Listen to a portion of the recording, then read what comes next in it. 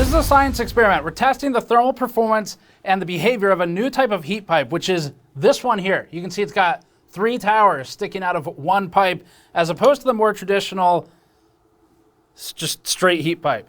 So that's what we're looking at today. Now this required some creativity. So this is a dummy heater. The dummy heater has cartridge heaters in the bottom. That's the cartridge. That gets hot. There's 3 of those in there. We can put whatever amount of heat we want into them, up to 250 watts. This is a benchtop power supply. So when I hit go on the benchtop power supply, it's gonna go. That's gonna heat up to 55 watts for the heat load right now, pumping into this one. And we can actually connect a thermocouple meter like this and start getting the T-type thermocouple reading for the base plate beneath the heat pipe, the 3D heat pipe, as Cooler Master's calling it. So this is something that Cooler Master's working on. This is a cross section of the new 3D heat pipe. So what you're looking at here is that center point where the third pipe sockets into the sort of the offset center of the normal heat pipe. And then under the microscope here, projected on the screen, you can see the sintered copper powder in the pipe. Now that only goes up the beginnings of that third pipe. So if you look at this, there's those notches. Those sit down with the longer flanges out to form a wall. The liquid is, and when it is vapor, the vapor or the gas is supposed to travel between it like normally. So this is by no means conclusive, but I should really turn that off. It's still going. Where's the power button? There it is. Okay, it's all right. It only hit 80 degrees, but if I had forgotten about that again, we'd eventually either hit heat pipe dry out or kill the cartridge heater. Everything's under control. The main thing that I want to explore today is this concept of 3D heat pipes, because they say it's going to be a big deal. And we want to see if that looks like it might be true or not. And we get to do that a little bit before the products are even announced. So hopefully this means that things will be very exciting later in the year for heat sinks on the lower end.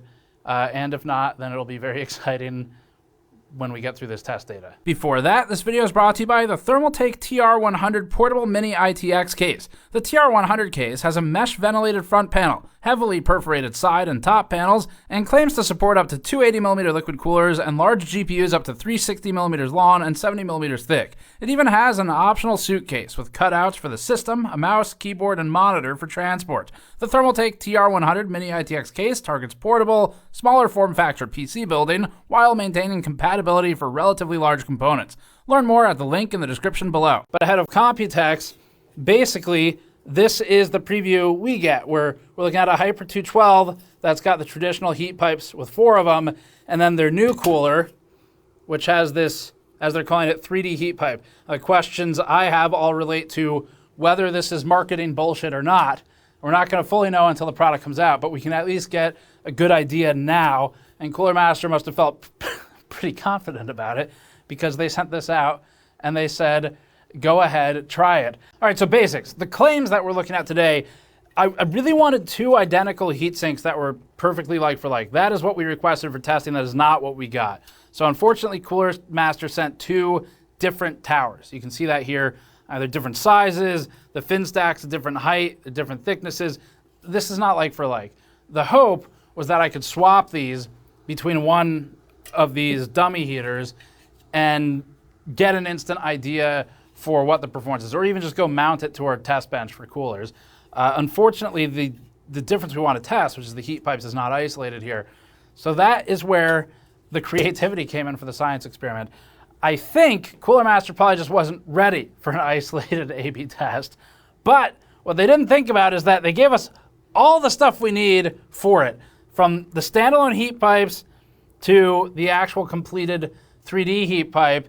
And just to point out, yes, they are already 3D. I asked about 4D heat pipes, and I was told maybe next year. The 4th dimension is space and time.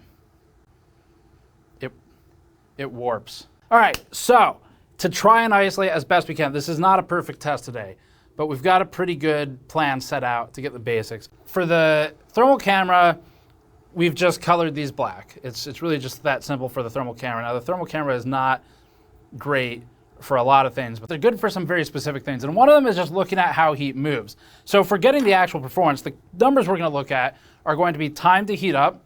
If it's working better, it should heat up faster, not slower, because it's a heat sinking component. We're going to look at time to cool down. If it's better, in theory, we should see the base plate cool down faster over time. So this thermocouple, this goes into the base of the dummy heater. You can see it's located here. That's the wire for it. There's a milled channel in this copper cold plate, and that's where the thermocouple embeds. So if it's working better, it should cool down faster on that thermocouple reading. Now these time-based numbers are because we're testing it and its ability to conduct heat away from something. But we're also going to look at the distribution of heat. So one of Cooler Master's more interesting claims, interesting as in I can poke holes in it, but we'll talk about that later, is that because their towers traditionally space the heat pipes out only at the edges, they're saying, well, the center doesn't get a whole lot of direct contact to something carrying the heat. So in a thermal image, we should see that the center column of this is a little bit more blue than the rest is, and that's because there's no heat pipes there. So they say the 3D heat pipes are supposed to fix that because they've run them more centrally, and actually they're sticking up straight out of the two heat pipes. So there's only 2 heat pipes in total on this new one, but they have the 2 extensions coming out of them, whereas the other one's got 4 heat pipes. Now, the holes we can start to poke into this is if the whole argument is, well, we can distribute the heat more evenly because we can drop heat pipes down sort of these center channels as well, it falls apart a little bit because you can also just add more heat pipes and then bend them differently through the rest of the heat sink. In fact, that's what most of the competition does. You look at an octocooler with 7 or however many heat pipes it may have, 6, 7, 8, and they've distributed them pretty evenly across the fin stack. So that alone isn't actually new technology. That's just bending things. So there has to be a little bit more to this. All right, so here's what we're going to do. I'm going to run a 55 watt heat load on the benchtop power supply. We're choosing a low heat load because it is literally just a heat pipe. So the claim from the company is that their old heat pipes could handle 80 watts or so, 75, 80, and the new 3D, so-called 3D heat pipes can handle 150 watts. So 55 watts will do AB. I also have 250 watt heat load testing, and that is actually looking at the 2 standalone coolers, which are single towers. And so even though these are not like for like, we can still get a shot of them just to see the distribution within the fin stack to try and understand if it's working the way they want. So one of the problems with doing a 3D heat pipe like this is if they center the new central pipe right on top of a hotspot, like in the middle of the cores on Intel or on a chiplet on AMD that's got all the cores in it as opposed to the I/O die or something, they could have been in a situation where the water's just constantly going up and down that one pipe and they're not really leveraging the outer pipes the way they should be. There's only a couple droplets at most of liquid in these heat pipes. And the way a heat pipe works, this is foundational to the test we're going to do today, is you have the heat source that it's sitting on. So that's the CPU. And then the heat pipes, this spot here, that's going to be the evaporator. So the liquid that is inside of the heat pipes will evaporate as it gets heated up here. These are vacuum sealed, so the boiling point is lower and they're not just using pure water. That then, as a gas, goes up the pipe. It hits what's called the condenser at the top. This is what the top of a condenser looks like when it's uncrimped. And then for a crimped one, that's the top of a crimped one. So it goes to the condenser, it recondenses back into a liquid, and it follows its way back down to the evaporator, and the cycle repeats like that. It's very simple how they work.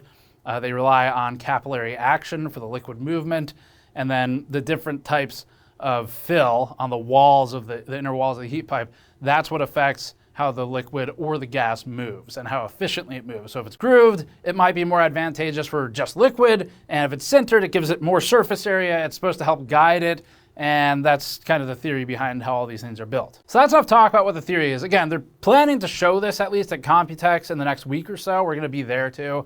And then we'll benchmark these as products when they come out in coolers and let you know if they're any good or not. But let's get into some of the data, see what we found. Just full disclosure once again, we've kind of built what I think is a pretty good science experiment, and it does work well, and it's repeatable and reliable, and we've built it in a combination with our own tools, with some of Cooler Master's tools and their heat pipes, and we've combined it all together, but it's not in a product. So just kind of keeping it real that this is not going to tell us, like, if this heat pipe is really good or no difference or whatever in the data, that doesn't necessarily tell us what's going to happen in a product. It's possible, if it's really good standalone, once you put it in a fin stack and you've got all these other things to consider, even like for like, it might not matter much. We don't know. We'll have to see it in a product just because there's a lot that goes into a heat sink. We have used the thermal interface material between the pipe and the cold plate to get some contact. This is not perfect, but it's about as good as we can get right now. This is just a piece of compressible foam, and it is non-conductive, which is intentional. That means it is insulative. It's sitting underneath these brackets for, I think it's a Hyper 212 we stole them off of, and those are being used to hold the heat pipe as flat as possible against the heating element. So this is also an imperfect part of the testing, where ideally you'd have something like a purpose-built fixture that clamps around the heat pipe, kind of like in a real cold plate, but we don't have that manufacturing capability, and certainly not to turn around within the couple days that we have this stuff before it needs to go back to them for their trade show. The compressible foam allows us to just get the amount of force we want so that this is not gonna move. So this is pretty damn good contact. Like it's fairly high pressure on there. The foam helps balance the pressure between the two pipes. It does insulate, but because we are capturing above that and we're looking at things like time, and it's the same piece of foam and all this stuff, we've got a pretty good measurement. And also we do have the heatsink testing to help back everything up too. So all the data that gets to the voiceover is from me hitting go on this, and then we use the thermocouple meter to look at the actual sort of hard numbers that we want for heat up, cool down, the time, duration, all that stuff. And we have the thermal camera to see if the heat is distributing relatively evenly. So right now, that base plate is up to 42 degrees, and ambient is somewhere around, I don't know, maybe 22, 23, something like that. It's heating up pretty fast, and you can see that there is distribution relatively evenly across these three pipes. However, with these two both running a couple degrees warmer than this pipe on that outer edge. Now, that might make sense, but the thing we're concerned about here and that we're gonna look at in our voiceover once I analyze the charts and the data is if this is getting enough share of the heat distribution, because they are trying to avoid basically turning the center pipe into the only primary sort of pipe to move all the liquid around and the gas. So that's the setup. That's what we're gonna get into. Let's get to the data. This test will show the time to hit a target temperature of 107 degrees Celsius on the thermocouple while at a fixed 55 watt heat load, which we've chosen because we wanted something that wasn't too overpowering, but which would also provide a steady amount of heat.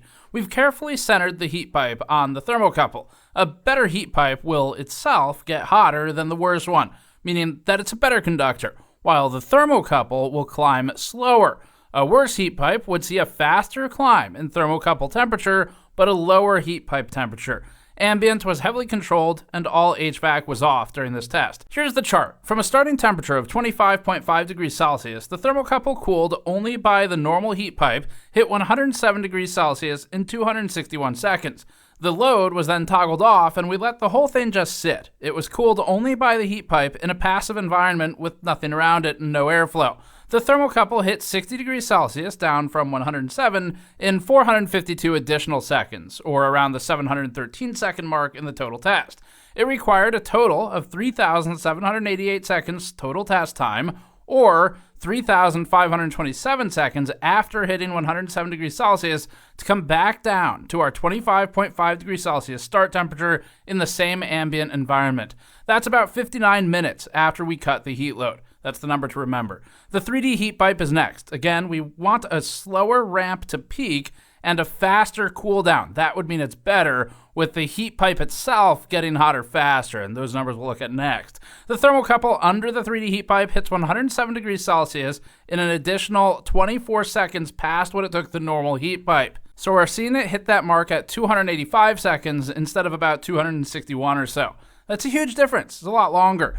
For the cool down, the 3D heat pipe hits the start temperature of 25.5 degrees Celsius at the 3,282 second mark, or 2,997 seconds after the load was stopped. That is about 50 minutes instead of 59 minutes earlier, so it does appear to actually work better in this heavily controlled case study of just the heat pipes. There's obviously a lot more to it than this, but let's look at the thermal imaging just for some more. Using our Fluke RSE 600 thermal imaging device, this synchronized side by side with the same color scale lines up a Hyper 212 variant on the left with the new 3D heat pipes on the right. One important thing with this image in particular, the natural tendency a lot of people will have is to look at the numbers and compare those. Don't do that. It's not how this is meant to be used. So a heatsink should be hot. If it's working well, it will be hot. And in fact, if you have two identical situations and one heatsink is not picking up heat and the other one is 100 degrees, the one that's 100 degrees is the better heatsink, or at least installed better. So this isn't about comparing the temperature numbers. It's about looking at the distribution of the heat that we are picking up through imaging.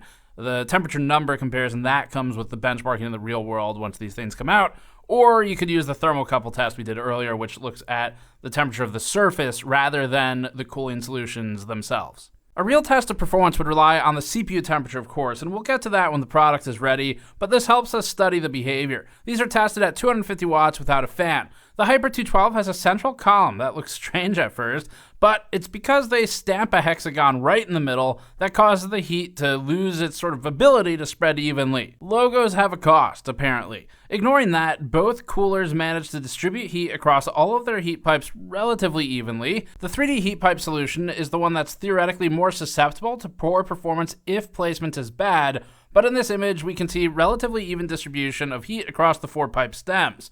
The sprout from the 3D heat pipe doesn't seem to be functioning much differently than a normal part of a heat pipe, which is a good thing. As for fin stack distribution, it is true that the V4 solution, the newer one, seems to spread heat more evenly across the center, but remember that these are not identical fin stacks. We really can't say right now how good it is here, hence the focus on the heat pipes alone. This side-by-side shows the 2 heat pipe styles solo, without any cooler, and under only a 55-watt heat load.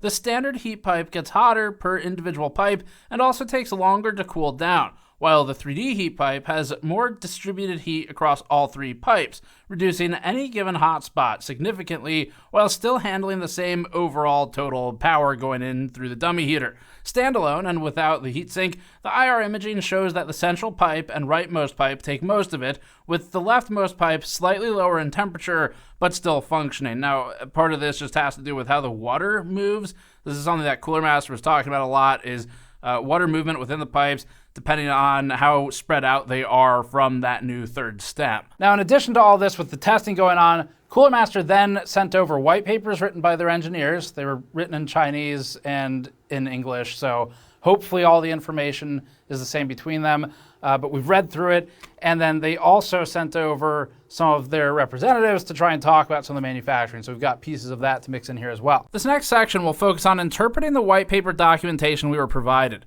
In its first section of the white paper, Cooler Master presents an image suggesting that accomplishing the same cooling performance with the more traditional solution using 4 heat pipes would produce more noise due to greater impedance to flow. Cooler Master also mentioned weight a few times in its 16-page white paper that we've done our best to manually translate and machine translate. It says that the 3D heat pipe approach reduces weight and therefore simplifies mechanical concerns relating to the motherboard. Cooler Master claims that fan speeds could potentially be reduced due to reduced impedance to flow, meaning you could bring them down to achieve similar results, according to Cooler Master, while reducing the noise levels. In another page, it illustrates the various heat pipe structures and talks about gravity assist. To the best of our translation abilities, this page says that the return path in a traditional heat pipe is longer, which slows condensation return to center. Cooler Master suggests that this is exaggerated in vertical orientations. The diagram shows vapor flow and return water paths, with condensate returning via the blue carrots within the inner walls of the heat pipes and evaporate going outward via the red carrots. This next image shows computational fluid dynamics simulation of heat distribution. Cooler Master is not showing a like-for-like comparison here, so keep that in mind. It's not strictly a fair comparison. Cooler Master could theoretically evenly disperse a pipe within the fin stack using traditional pipes also, but the point they're trying to make here is that the heat load is more evenly distributed. In speaking with the company, part of its reason to offset the 3D heat pipes outward rather than dead center or maybe on top of the hot spots is to get them out of the dead zone of the fan, which is behind the hub. There's other reasons too, like just water return speed. The white paper also puts some hard numbers on things. It claims that Qmax of the traditional 6mm U-shaped heat pipe is 70 watts, with Qmax of an 8mm traditional heat pipe at 100 watts. Cooler Master says that the 3D heat pipe, with its 8mm base diameter and 6mm stem pipe, has a Qmax of 150 watts, which is a big improvement on paper. How all of this materializes in the real world may be different, of course. We have some basic numbers, and we'll have to get into the full review of the coolers once they come out to really see how it works. So we're going to ask them to make a perfectly like-for-like one for us as well. Now, according to Cooler Master, so the main question was, if this is so good, why wouldn't you do it before? And the first answer was we didn't think of it. Fair enough. The second one was it's hard. So according to them, and I have no reason to not believe this. It makes sense. They're saying that because you have to basically sort of spot weld or whatever, you have to weld this pipe into the larger pipe. There's very fine tolerances for making sure no air gets out or no liquid gets out once they vacuum seal it. And then they also can't physically fuse the bottom of this pipe to the bottom of this other pipe. And so they've got concerns with that, where they have only a 50% yield right now on these, meaning that of the ones they produce, 50% of them are kicked out and they're not used in the product. They need to improve that to make it a sellable product. That's kind of the number one thing. As for the rest, well, we'll look at some of the interview discussion. What is it about adding a third pipe in the middle that is special? Sure, obviously you would think that, oh, just keep adding pipes. If you keep adding pipes, it'll just cool better. Right. But that's really difficult to do. So currently, we are trying to manufacture these at scale. And as you know, anytime you manufacture something at scale, you're always going to run into challenges.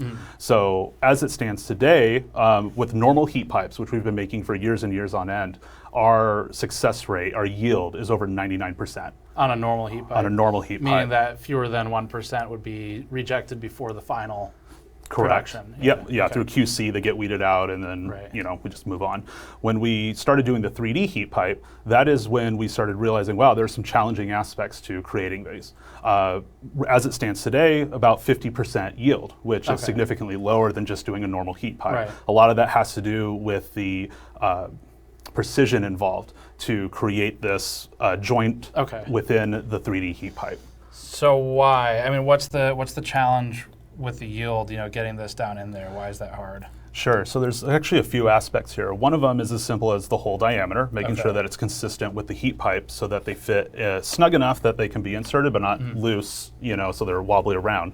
The other one is the orientation, as you mentioned, to making sure that we leave open that pathway for the liquid to flow throughout the heat pipe. There's also the ability to make sure that this remains straight up and down within that hole. So there's that aspect. And then there's also the chance that the bottom of that third heat pipe might not actually touch the bottom of the actual heat pipe, right? So all of that kind of needs to come together. And then once this is laser welded in place, we test it.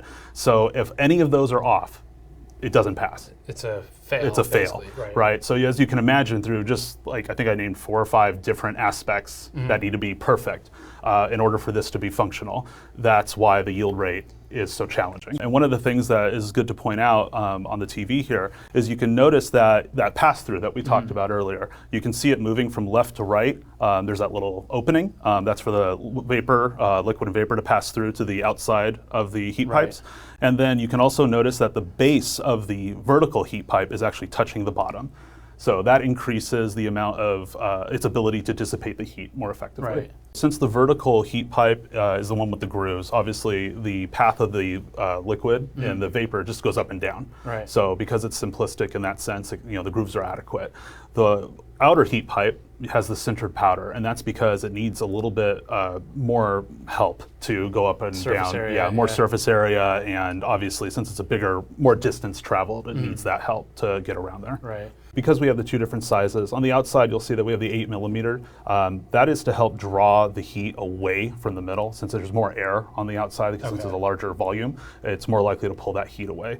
The middle tube is only going to be 6mm, and that's more because, again, the liquid only has to go up and down, so it's a lot simpler, and again, to drive a lot of that heat out towards the edges versus the middle. Okay, so the V4 versus the 212, they're not perfectly like for like, so you can see on the camera that the towers are a little bit different. So we don't have like the cleanest of comparisons for that. But and what can you give me? What kind of numbers do you have comparing at least these two standalone units? Sure. At about 210 watts, we should see around 3 to 5 degrees improvement on the 3D heat pipes. Okay. 3D heat pipe can handle 150 watts versus a regular heat pipe at 80 watts. Okay, got it. What about hotspots? So looking at the placement, you know, if you were trying to get it dead on the hotspot of the silicon for like an AMD chip, you'd probably have really both of them down on this side. For Intel, you'd be in the middle. You end up on the top and the bottom here, away from the hotspots. Is there a technical reason for that? Absolutely. If we put it on top of the hotspot, all that's going to happen is the vapors are just going to keep moving up and down that middle one, and it's not going to be that effective. So by moving it slightly away from the hotspot, that incentivizes a lot of the heat to be dissipated throughout versus just in one central area. Brandon, thank you for the explanations. Yep. And we'll jump over to the rest. All right, so wrapping up here. As I've been talking, I let this run one more time. It is just hitting 100 degrees Celsius on that thermocouple down on the base plate. And you can see a great image here right now, really nice contrast on that, where we can see the temperature of the heat pipes. And I'm gonna go ahead and drop a couple more temperature sensors on here. So we're in the 50s over here. There's about a 9-degree delta between them, which I think strictly by theory they don't want, but I need to see this in a product to better understand it and get the testing done on that. So we'll plan to do that as soon as we have the final product in. But pretty interesting. I mean, seeing like a not quite 10-degree delta now. Well, it's 10 between these two. 10-degree delta, that's a pretty big swing. However, it is clear that the center pipe is working and it's not accidentally doing everything. But I just, as a reviewer, I guess, you want to be open-minded to new stuff. Hopefully, new technology works well. But also, I always come back to, if this were so good, I feel like we would have seen it earlier, but maybe it really just is that hard to make. Cooler Master did say that their machine to make this heat pipe with the third pipe sticking out of it was apparently like $5 million US.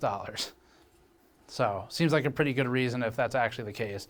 And maybe we'll check that out next time we go to do a factory tour series or something. But that's it for this one. Thanks for watching. Some fun scientific experiment content.